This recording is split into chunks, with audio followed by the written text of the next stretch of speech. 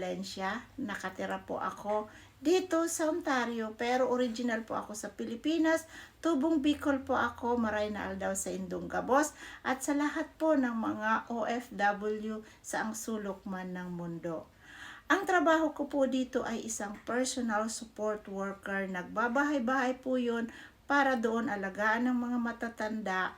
At alam naman po natin na tayo ay hindi bumabata, tayo ay tumatanda at nagkakasakit din tayo.